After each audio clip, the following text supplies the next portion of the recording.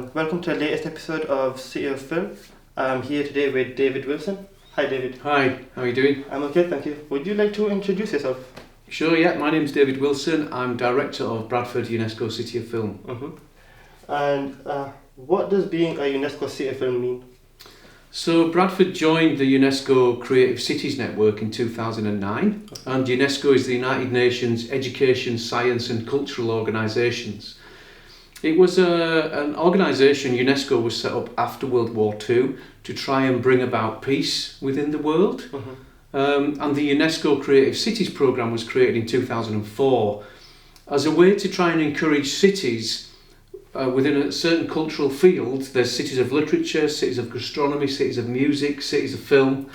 And they were trying to encourage cities to use culture and creativity to drive sustainable development, which sounds like quite a mouthful, but basically for a city like Bradford that's got this long film heritage stretching back to the dawn of cinema, it was about how can we use that? How can we use this long trail of heritage, that really positive heritage, to try and inform our future really? And that includes education, skills, it includes people just feeling a little bit better about the place because of its link to film and TV. Cool. And also inward investment, so the hope that more people will invest in Bradford, in its film industry and the TV sector really. Really? Okay, yeah, that sounds amazing. And what does being like the head of City of Film involve on a day-to-day basis? It's funny you should ask. I keep thinking about doing a day in the life of the director of City of Film. It's quite a varied job. And part of it is like today, you and I discussing, so there is a lot of activity around promoting what we do and trying to make sure that not just people in Bradford, but people across the UK and the wider world are aware of Bradford's status as a UNESCO City of Film. I'd say a large percentage of the work that I do involves managing the work of the film office. So we run the film office here in Bradford and we deal with all inquiries to do with film and television production for Bradford Council area right across to Ilkley and Keighley. And also here at the University of Bradford where we're based, we deal with all film and TV inquiries for the University of Bradford. So the film office is a big part of what we do. We also try to help and inform and influence the formal learning that takes place in Bradford as a city of film. So we work with the university, we work with Bradford College over the years to help develop the courses around film and TV. For instance, we've just there's been a Masters in Filmmaking here at the university for quite some time, but last year we relaunched that Masters in Filmmaking in partnership with UNESCO in Paris. So I was involved in trying to help inform how that would look and feel, working with the archives, the audio-visual archives in Paris. I do a little bit of teaching on that as well on the MA. I suppose the other part of it, a big part of it, is around tourism. It's around how we encourage more people to want to visit Bradford because of its film credentials. A good example of that is something like Peaky Blinders or The Railway Children, for instance. The new Railway Children film had its world premiere in Keighley on Sunday. On Sunday. And it'll come out in cinemas on the 15th of July. And part of my role is to work with local tourism office, Visit Bradford, the regional tourism and national tourism, and actually international, to try and make sure that people are aware of the great things that happen in Bradford and want to visit because of that. I'm also closely connected with UNESCO, so I'm an expert advisor to the UK Commission for UNESCO on the development of creative cities. So where new cities want to join that network in the UK, I would help and advise them on their application. That also means I convene a regular monthly or 6-weekly meeting with all the other UK creative cities. And then there's the film cities specifically, of which there's 23 UNESCO film cities around the world. We have a regular meeting online where we exchange information and ideas around film festivals, around education and skills, around diversity in film. And we try to encourage, another great example of that is Busan in South Korea have something called the Intercity Film Festival, where they invite filmmakers from all the other creative cities to submit films. So that happened 2 months ago, but on the lead up to that I would be working with local filmmakers and ensuring that Bradford had some entries to put forward for that.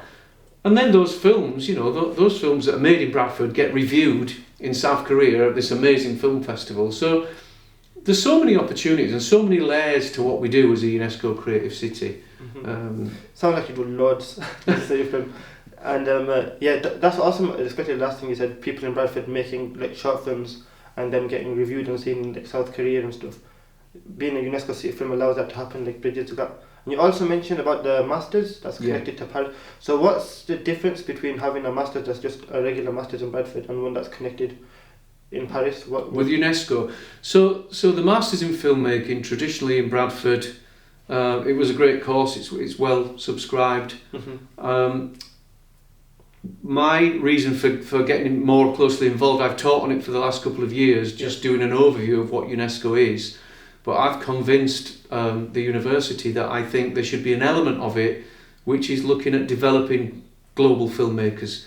So there's nothing wrong with fictional stories, and up to now for the final year programme, many of the filmmakers would have made a pop video or a fictional piece. What I was really keen to develop was something that would inform the world about something to do with UNESCO and sustainable development. And because through the conversations with UNESCO in Paris, where they hold the audiovisual archive, there's an amazing collection of films and recorded stories about whether it's a jazz musicians in Congo, whether it's Nelson Mandela's famous speech when he was released from prison. There are so many things that we can learn from looking at audiovisual heritage and collections that will inform the future. And I wanted to really encourage the university to be the place where people that were really serious about using film and documentary in particular to try and inform people about things that are happening in the world. I don't know if I've answered that very well, but basically that connection with UNESCO as well, if the students that are on the MA at the moment make something really really good, which we would hope they would at that level, that is connected in some way with the work of UNESCO, there's a chance it could make it into the UNESCO Audiovisual Archive. So for future generations, when people look back on things in 10 or 15 years' time, and perhaps it's the war in Ukraine, perhaps it's the cost of living crisis, perhaps it's the sort of environmental impact of the world at the moment, how we see it, maybe those filmmakers can make some informed decisions and create something that just make people think a little bit differently about the world. And another thing that I do, I've just remembered as well, that I do, the very important piece of the work that I help to advocate is around community cinemas. So in the Bradford district at the moment there's 10 community cinemas, and we help a range of volunteers to set up a cinema within their community. It might be a church hall, a village hall, sometimes a school. We advise on film licensing, on how to set up equipment. We have a screen, a projector, Blu-ray player. So what we're trying to encourage is for communities to host film screenings, and the ambition by 2025 is to have one in every council ward in Bradford, so 30 community cinemas. And actually there's so much we can address through film. So we watch a film, and yes, sometimes it might be Disney, sometimes it might be Harry Potter, but other times it might be a film that's a bit more challenging, where we can actually have a discussion about what it means to that community. And then the long-term game with community cinemas is to get communities to talk to each other. So get a community from Thornton to maybe go watch a film in Lidget Green or in Keighley, bring cake, bring samosas, whatever it might be, but get communities to actually come together through film, break down some of the kind of suspicion, mistrust, whatever it might be that stops communities from working together. And that is the idea of the Community Cinema Network, and so far it's working quite well. Up until a few weeks ago I'd never been to a community cinema. Right. And I went to one for the first time, and it was in the Delius. The artworks at Delius Centre, over there, and it was an amazing experience because basically all the people that were there, I knew them, and it was different to just going to a regular cinema. It was more like close knit. You know what I mean? Yeah. And it was a really good experience. So I think having more of that would be really good and good thing. Definitely, and I've been to quite a few, obviously, because we helped to set them up. And again, the thing about City of Film, we can't do everything because it's a small team. There's myself and 2 part-time graduates that work to support the film office. We also manage the work of the Bradford Family Film Festival that will run throughout August. Free films on the big screen in City Park, but also at the community cinemas. So when I've attended those community cinemas, and especially in my home village, you're right, I see people that I know to look at. I might nod at them while I'm walking the dog, but when I've sat and watched a film with them and we've had a bit of either a laugh or we've had a moment where it's quite a serious moment, you are more likely to have a discussion with that person and just get to know them a bit more. So it's a real, at a time when there's lots of issues around loneliness and isolation as well, I think not just for older people, young people as well, I think that coming together to watch a film, it can just really, and not everybody has the means to get into city centre to go to a cinema and the cost. Of course, we would always advocate trying to see films in cinemas, and I tell film students all the time not to watch films on YouTube. But of course there's lots of great resource on YouTube, and this will probably end up on YouTube. But if you're going to watch a cinematic film, try and watch it in a cinema, because there's a reason why cinemas invest hundreds of thousands of pounds in all that equipment and sound and everything. You can't watch Interstellar on your mobile phone. No, you not really the same can't. experience. You can't. But you're absolutely right about you can connect with people in community cinemas. It's a really good way to connect.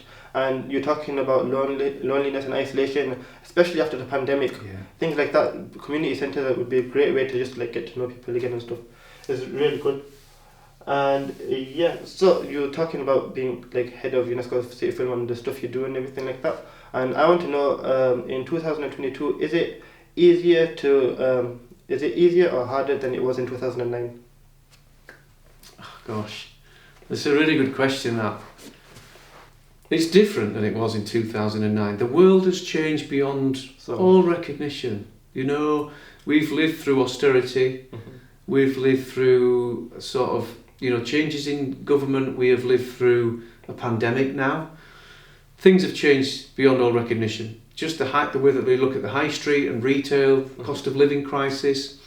What I would say though is that the best decision I think I made and the board of City of Film made at that time was to open the film office in 2012, because the sector, film and high-end television, has just continued to grow and flourish. So the film office now is busier than it's ever been with major projects. We've got Netflix. In 2009, we didn't have Netflix, we didn't have Amazon Prime, we didn't have Disney Plus. So we didn't have tax credits for high-end TV dramas. So in 2014, the UK government put a tax credit for high-end TV dramas. So BBC One, ITV, suddenly we're investing much more in making these TV dramas like Line of Duty, things like that, Peaky Blinders, of course, which filmed in Bradford.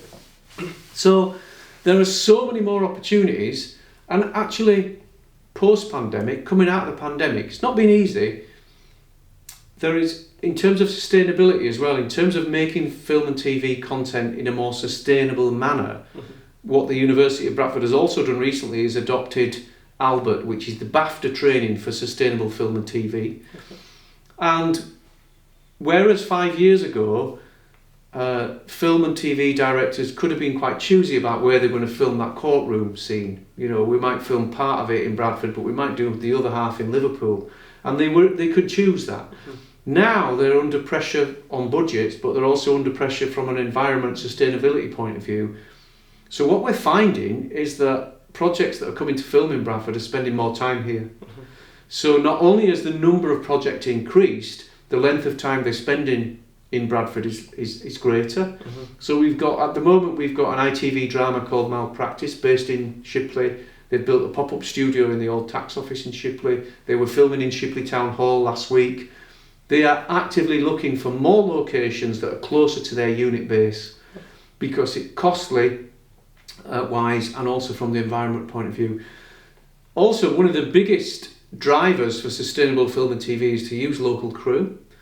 So again, historically, we go back to 2009, most of the film crews and TV crews that came to film in Bradford would have come from London or Manchester, and sometimes international.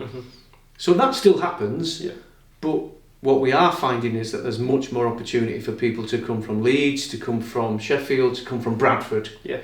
And that's what we're trying to really hone in on, to make sure that we've got people with the expertise that can actually fulfil those roles. Now there is, again, going back to your question, what's changed? it used to be really hard to get work in film and TV, going back to 2009. It's quite a small sector actually compared to lots of other sectors.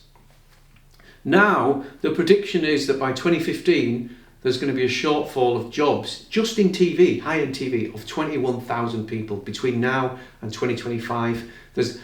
And the pandemic actually has driven that. We all know, like, the airports are struggling to recruit baggage handlers, hospitality hotels are struggling to recruit people. In this sector, though, it is really it's quite stark.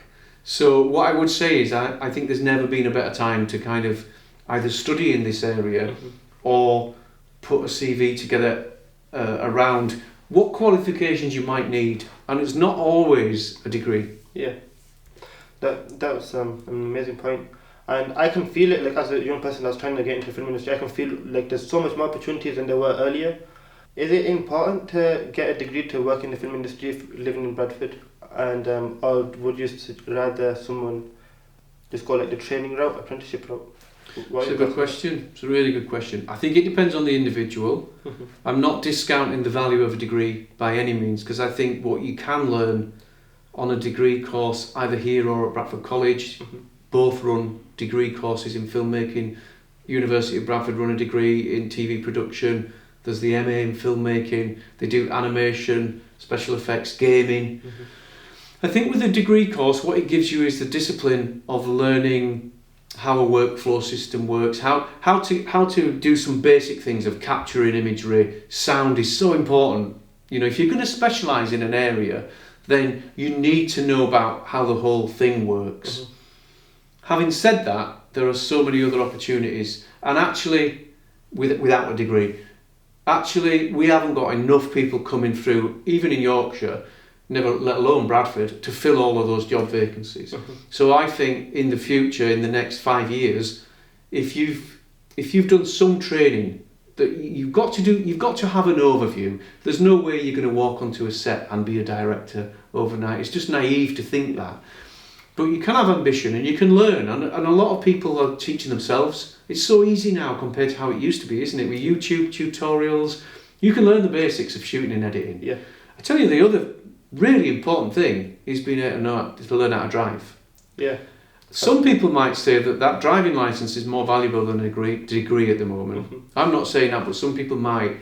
So if you get a job on a TV drama where there's probably between 60 and 80 crew members, and the really important thing for them, as they're filming all over Yorkshire, is that you as a runner or someone that's attached to the wardrobe department or to the locations department, we need you to take all these location signs over to Haworth now, because we're filming there tomorrow. It's hard to do when you're on a bus. Yeah. The bus doesn't run at 5 o'clock in the morning by the time they need to be there. So I would say if you're serious about being involved in film and TV, probably a driving licence. Whether or not you own a car is another thing, because they might hire one for you. I think that's quite an important consideration. But I think you would find that if you started down the training route, either as an apprentice or taking up some of the other amazing courses that are available through the BFI Film Academy, Screen Yorkshire, Beyond Brontes, Screen Yorkshire also run boot camps. What I would say is, if you follow our social media, Bradford City of Film, on Instagram, Twitter, Facebook, wherever there are opportunities for training, we always blast it out on our social media. So I would really say to any young people that are thinking about this, keep an eye on our social media accounts, because that's where it'll be. We get all sorts of alerts from Screen Skills, from Bradford Council, from the university, and often those are short courses, often they're free, because the sector's so desperate to train people. So if you look out for those, get an idea from those whether or not it's something that you really think you want to do, and then you can always go back and do a degree at another time. If you are quite academically minded and you want to learn, you really want to get a degree, then I think the conditions are there for you to do it. And for people still at school that might be watching this, there is guidance around, and hopefully there'll be more guidance because of this shortfall in crew. And I do quite a lot of talks for schools as well about the sorts of careers that you can get in film and TV. It's not all about being a camera person or a director. There's some, yeah. You could be the accountant, film finance, production, catering. costume, makeup, special effects. Location, there's so many different things. Yeah, so many different areas. And often people don't understand, and they wouldn't do when they're first starting out. They don't realise, they probably don't even know what they want to specialise in. And maybe they'll spend a few years on locations or a few years in the art department and then realise they really want to focus in and specialise on that. They want to be an art director. Mm-hmm. Or perhaps they think, that's not for me. I just don't have that level of detail, attention to detail. Maybe I want to be something else. Yeah. But it is a fun sector to work in. I've been on a lot of film and TV sets in the 12 years that I've been in this job. And yes, there are sometimes dramatic directors and producers, but on the whole, it's a real team effort that gets it done. And I don't think there's any time for dramatics behind the camera. Let's leave the drama for on camera. And it's long hours. If you're going to work in the TV on location, film and TV, you could be out for 12 hours a day in all weathers, so it's, if you're the kind of person that would rather sit in the warmth of an office or on the comfort of a sofa, this probably isn't the industry for you. It's not glamorous at all. The award ceremonies are glamorous, and that's great, but it's only a tiny element of the industry. Yeah, after all the work. So you was mentioning the CV database in Bradford City of Film, and you also mentioned about all of the work coming from London to Bradford. And I think what's quite important from the CV database is if something happens, like if a crew could come in from London or something, and if something goes wrong or something happens, you can basically replace those people straight away with a CV from Bradford City Film. So I think that's a really good thing the film office is doing right now. Yeah, so with the film office work, we do we have a number of CV. Unfortunately, however you want to look at it, if you're going to put someone forward for a job. Mm-hmm. The head of department, whether it's the location manager or the art department, they're going to want to see on paper who this person is, how old they are, what experience they've got. It doesn't have to be a degree. Mm-hmm. I mean, the very fact that you're creating this content and putting it out there should be on your CV with a link to it. And it should, you try to make it the best you can with the right equipment. And some interest that, whether you've got an interest in a particular genre. Of course, the all-important driving licence, it's not essential, but put it down there anyway. Yeah. So what I always do when a production comes to town is say, can we get either some graduates or undergraduates or students from Bradford College to get work experience paid. We would never ask people to work on film set for free because it's hard enough trying to make ends meet as it is, but you would get paid. It's usually a minimum amount, £80 a day, and it'll depend on the production. But within those roles, you then, for instance, someone that we worked with, a graduate here, who we got work experience on Emmerdale, ITV Emmerdale, and she really enjoyed it. And then she's been on to now do a 3-month work placement on Emmerdale, and she's also on their call sheet. So she's freelance. If they have people, so she covered for someone while they were on maternity leave. If they're short of crew, which let's face it, the pandemic is still around and still a lot of people taking time off sick, then they would call this person and she would get paid to work on Emmerdale. That's now on her CV going forward. She's got credit on ITV Emmerdale. And that story replicates itself many, many times. There's an aerial photographer that graduated from the university here who got a credit on Countryfile to do their drone shots because they couldn't get anyone from London to come to Bradford for that particular time and date. So I would say it's worth looking, and there's lots of things you can do. CV templates are available widely online, and it's a calling card for yourself really. But it means that, like I said, that head of department can see at a glance who you are, how old you are, roughly what experience you've got, and whether or not you can put a bit of your personality out there. What you will find is once you get that job as a runner, as a marshal, you get a deeper understanding about how it all works. Yeah. And then it's either it's going to put you off from wanting to do it because it's long hours and it's outside and you got rained on all day, or you're going to think, wow, this is amazing, this is brilliant, I want to learn more. I want to be that camera operator, or I want to be that boom operator, or I want to be, the person that's in charge of the makeup or special effects. And so those opportunities are there. So we do have that database. If you're more experienced and you have worked on projects, then Screen Yorkshire also have a crew database, whereby if you've got a credit, you could be on their crew. And there's so much call for local crew at the moment. So, yeah, we need more people to get involved in that. Yeah.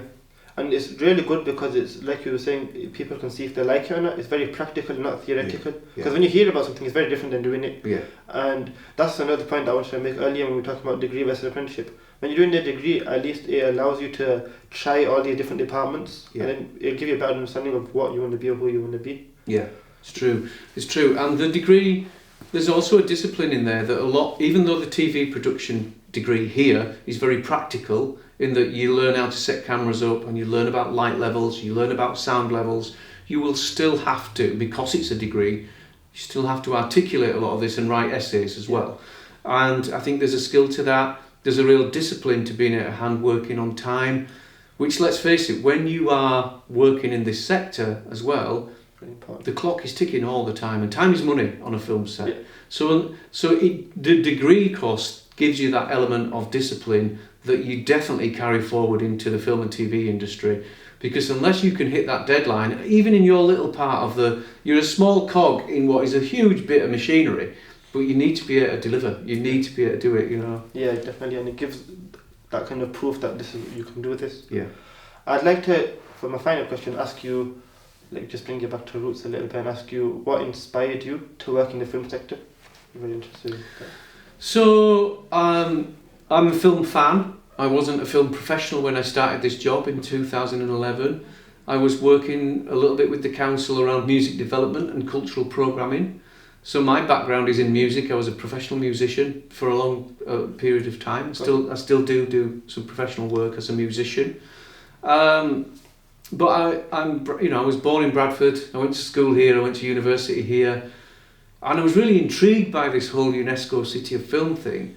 And when Bradford got the title, I was kind of on the periphery of it. I wasn't closely involved, but I watched it with interest because I was like, wow.